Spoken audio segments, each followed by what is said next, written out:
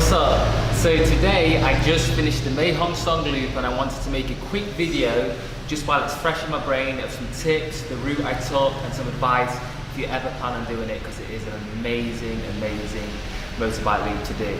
I'm currently in the upstairs of a coffee shop in the middle of Chiang Mai, and it's still a bit loud, so I hope the volume is okay, but it's about the only place I could find that had that was a bit quiet. Anyway, let's start off with the route.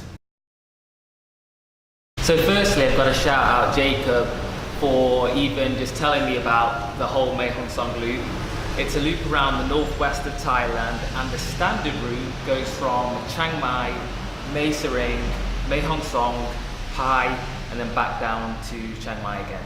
But I did a bit differently, and honestly, I think it was a lot better because you get to go right through the mountains to smaller towns that really emphasize on that Thai culture. You're not really going to see much tourists around.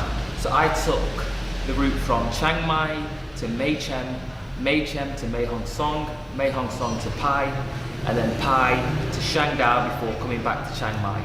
The whole loop was about 375 miles of driving, the route I took, and if you include all the rides that I did in between, it came out to about over 500 miles on just a moped.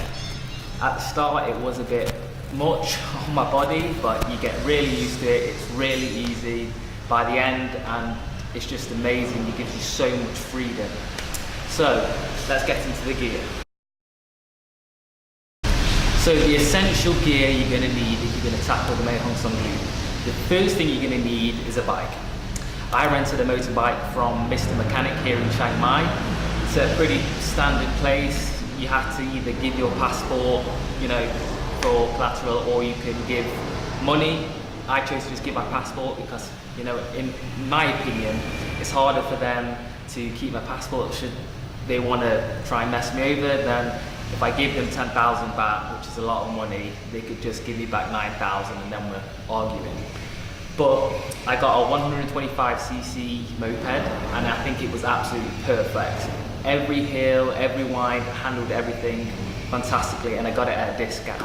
So I rented it for 230 baht a day, and that was with insurance. And because I did it 2 days prior, like put a deposit down, they gave me a step up, which was the $250 bike for 200, and then I got insurance for 30, just in case anything would go wrong, they would come and fix it. So if you're going to get a bike, I'd suggest getting a 125cc engine at least. If you've rode motorbikes before, you obviously know you can get all the gears and probably be a lot more comfortable. The next thing, if you're going in rainy season, you're going to get wet. There's no way around it. It rains every day, and even if you think, oh, I'm just going to pull over every time it rains, there's no way. You're going to get wet, so you need some waterproof gear. Whether it's a poncho, rain jacket, and especially something to cover your back, because you don't want to get to a destination and have all of your clothes soaking wet. So make sure that you come prepared, expecting the rain, and it's honestly not too bad riding in the rain. Just take it slow, take your time, and give yourself, go in the mornings if you want, so you have the whole daylight. Next thing I would suggest is if when you are taking stuff, pack light. Just remember, whatever you're going to take with you, you're most likely going to be carrying on back. So if you're going to be taking all of your clothes, it's going to be a bit too much. What I did is left half of my stuff at Mr. Mechanic where I rented the bike, and then just picked it up when I came back. It worked out perfectly. It means I didn't have to take everything. It was still quite a lot on my back, but because you're sitting down, it kind of rests there, so that was fine. For navigation, I would suggest getting the Maps.me app. So the Maps.me is just an app where you can download the map of Thailand or wherever you are, and it works while you're offline, and it also tracks you while you're offline and don't have Wi-Fi or anything. So that way, when you're taking a right turn or taking a wrong turn, it's following you the whole way. I took a few wrong turns. I should have been checking my Maps.me more often. I did by the end, but I definitely suggest getting Maps.me because you don't want to be getting lost all day. And lastly, for gear and things that you're going to need to take, is you're going to need some passport copies, especially if you're thinking about leaving your passport like I did. Every hostel or hotel you're going to check in is going to require a copy of your passport. So if you don't have a picture of it at least, or a copy of it, you're going to be in a bit of trouble. So just make sure if you are leaving your passport, you have some copies before you go. So, seeing as the route is so long and you are on a moped and it is Thailand, there's not a lot of rules and safety regulations, how much experience do you need in order to ride a bike? Well, none really. You can get on a bike, and as mopeds go, they are pretty easy. And as soon as you get out of Chiang Mai, it's pretty quiet. So as long as you can get out of Chiang Mai, you're fine. You're going to be fine the rest of the way. Just take it slow, as I said earlier. Take your time, leave early in the day, and it's just have fun, enjoy the roads. As soon as you get out there and you've been on the bikes for about 30 minutes, you're going to start cruising, going down all the bends and the winds. It's just fantastic. And for the whole route, I'd give yourself, if you have the time, at least 10 days. I gave myself 12.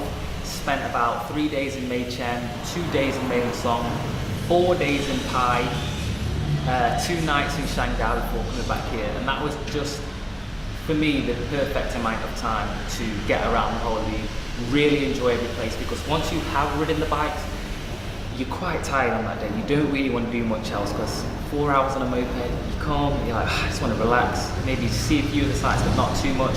So giving yourself those extra days really allows you to be able to enjoy the full countryside, the full towns, the full culture in the best way possible. So lastly, I just want to touch on the places I enjoyed most and how much it all cost.